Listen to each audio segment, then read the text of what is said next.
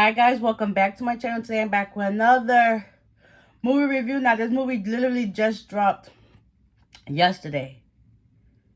It's called Under His Influence, featured on BET Plus only, starring Iman Shumpert, Sidney Mitchell, Michael Michelle, LeMan Davis, I believe Cynthia Bailey, and Zoe. I am Zoe. If any of y'all are not familiar with him, trust me, y'all need to check out this movie.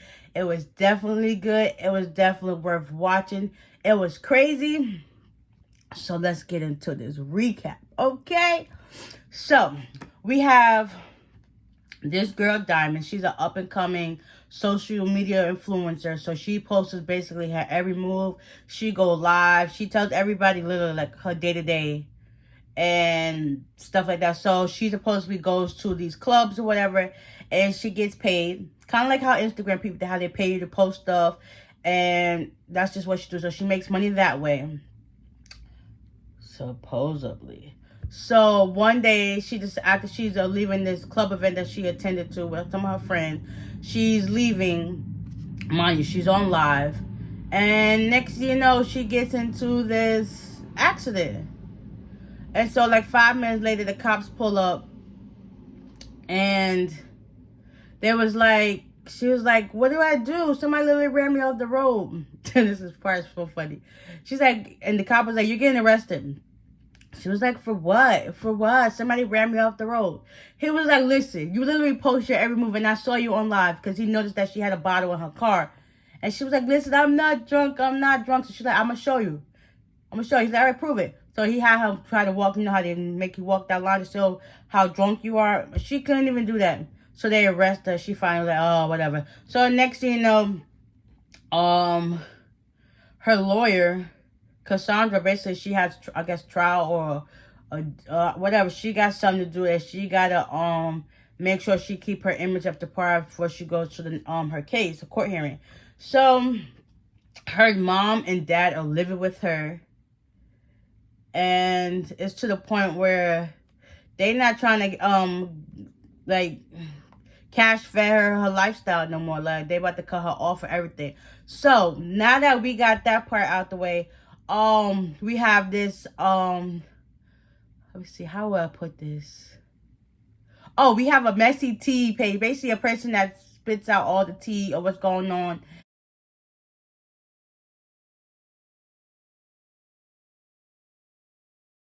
in the world between entertainment, fashion, whatever it can be. He spit up to, his name goes by the name of Daddy McGee, also known as, well, in real life, I am Zoe. So this is literally right up his alley. I was so shocked when I saw him. I was like, oh, look at Zoe. Shout out to Zoe. Doing what he does on a day-to-day in real life. But in the movie also, like, oh, so basically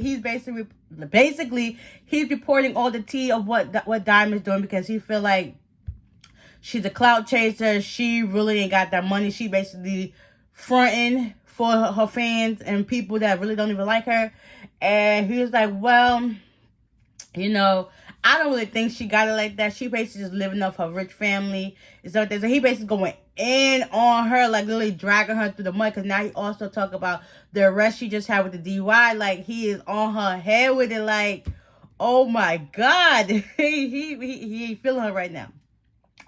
So after that, her mom and her dad told her how, like, you know, listen, you gotta get your life together or we cutting you off. She was like, yeah, I know, I understand. So after that, I believe her friend comes over, Tamara, and it's her friend's birthday, so she gets her a bottle and some stuff, and they turn up in the backyard, and basically just like, same thing, like get her life together.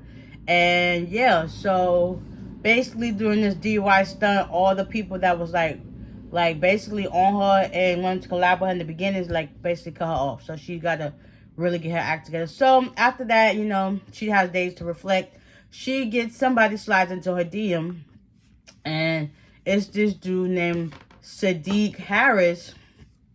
And she tells her friend Tamara about it while she's enjoying her birthday with her. And she shows him a picture, and she was like, yeah, he's fine, but what did she do? What did he do? She's like, listen, I'm going to tell you, but don't judge him. So she tells him that he's an inmate in the Atlanta Correction facility.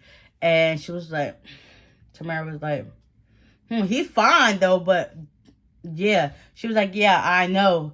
So basically, long story short, Sadiq tells Diamond, because he knows that she's an influencer, and he basically wants her to use her following to help him get out of jail. Supposedly, he wants an appeal that he's been tried for a murder that happened when he was still in high school by his tutor and his teacher. So she goes to visit him, and he basically tells her everything that happens. And, I guess she's a sucker for a pretty face. I mean, he is fine, though. So I would have did the same thing, but not to that extent. But anyway, we ain't talking about her. So anyway, she hears his story. She visits him in jail. And, she takes it upon herself to, with the help of her lawyer from her DUI. She tells her, Diamond tells Cassandra all the info about Sadiq. And she was like, I feel like, in my power that, in my heart that he's telling the truth. So they try to grant an appeal. Basically, Cassandra helps her through the process. Long story short, the process gets approved.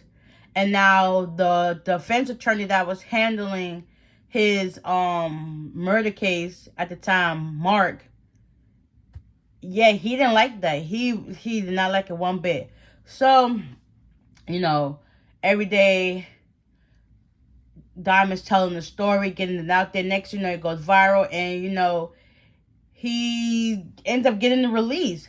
So, within that same time of getting released, there's this woman.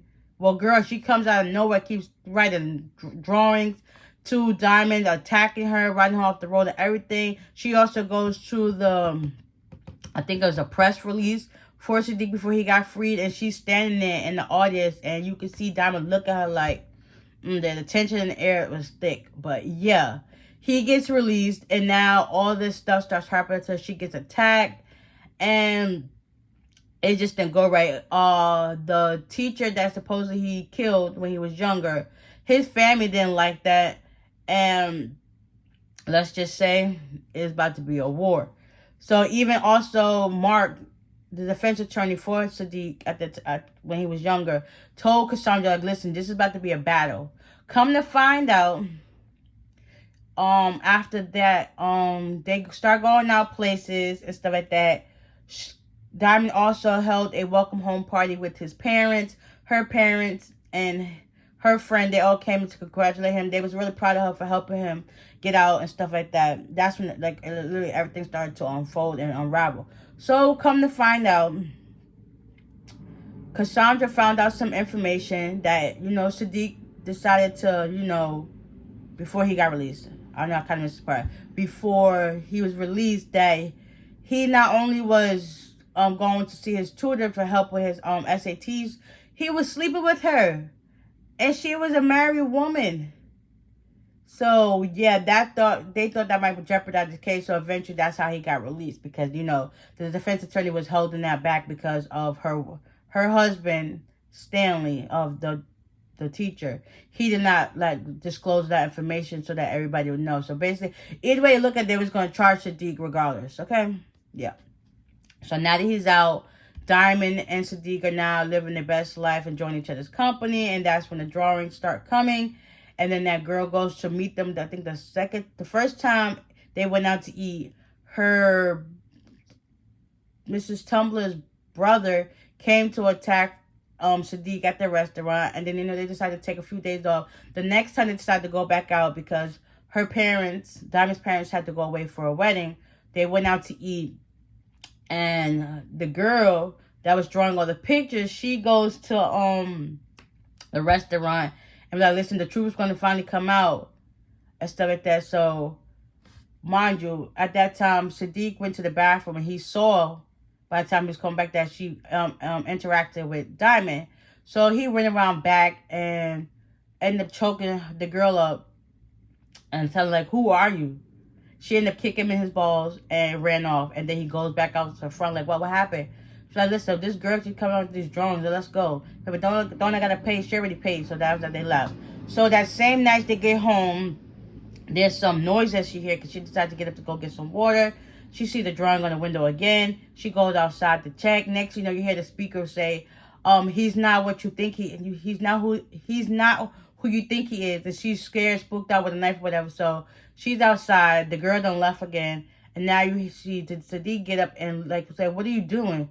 And she got scared. She hugged him, whatever. So they end up having the moment of whatnot. So that's when Cassandra found out some more information. And while she's sleeping, he picks up her phone and deletes the message from Cassandra. And then he decided that he's going to get up and go, I guess, do something. So, mind you, he leaves the house, about to go get in her car. That girl comes back and she clocks him in the back of his head. And all you see is the paper on the ground. Eventually, Shayla gets woken up by a phone call. And that's Cassandra calling her, telling her, like, listen, you didn't get my messages. I've been calling you. You're calling. She was like, listen, my phone's been on silent. I literally just woke up. She was like, listen, I found out some more information. Just get to my office real quick and fast in a hurry. So, next thing you know, Diamond gets in her car. She heads, I guess, to the office. But then she also heads to this place. Come to find out, you have Sadiq tied up to a chair. You got that girl that was sending her the drawings. And Diamond goes in. So basically, Diamond has her gun. And the stuff that Sadiq was saying to her, like, listen, she's wrong. I don't know what she's talking about. Just shoot her. Like, why you want me to shoot her so bad if you didn't do nothing wrong? In my head, watching, I'm like, yeah, you guilty. So after that, come to find out, the girl, the reason why she was doing all them drawings, she was also one of the teacher's students. And they actually showed us back how that whole day the counter happened. So basically, he supposed to, I guess, did go to the basketball court, like everything, that stuff that he said did happen. And he goes to her house, gets to have a tutoring session or whatever, I think.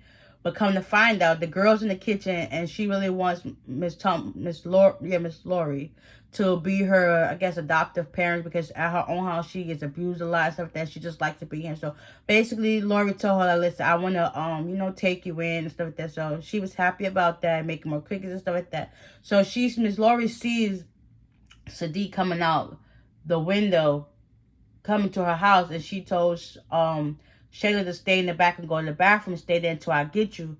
And next you know, Sadiq opens the door. She's like, listen, I don't want you here anymore. We can't continue. He was like, what do you mean you can't continue? I thought you liked this.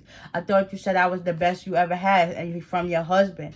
And next you know, Sadiq, he flipped out. He took her to the bedroom and ended up choking her down. Like, this is what you wanted. This is what you wanted. While he's choking her out and she's not saying nothing. Last he realized, like, oh snap, what the heck he did. Mind you, the girl Shayla, she is in the bathroom listening to in her closet at the time, listening to everything that's going on and watching. And then after that, he realized that she's not moving. He gets up, puts his shirt and stuff back on. As he about to leave out, he notices the book bag on the kitchen table on the chair and the kitchen table.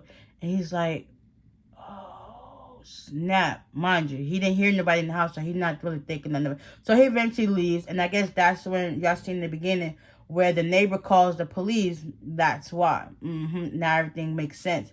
So come to find out, Sadiq really did kill his teacher because he was mad that she didn't want to have sex with him anymore, and because that was wrong. Like, why are you having sex with a student? But yeah, y'all ever seen back in the day? There was this movie where this teacher was doing the same thing and she ended up getting pregnant by the student. Yeah, that was a whole case in itself. But yeah, I digress. So after that, Sadiq wanted Diamond to kill Shayla, and they end up getting out. Diamond ended up grazing Shayla in the arm, and I think also hitting Sadiq at the same time, and they was able to leave because he ended up getting up and left. So they get to the car, and then Shayla realized that, she left the camera or the evidence. And Diamond was like, no, we need to go. We need to go. She's like, listen, just that fast. I'll go get it real quick. All right, so then Diamond lets her go. And she's in the house. She's missing for like a good 5 minutes. So then Diamond gets her gun. And she decides to go back in the house to look around for her. So she's walking around the house, calling her.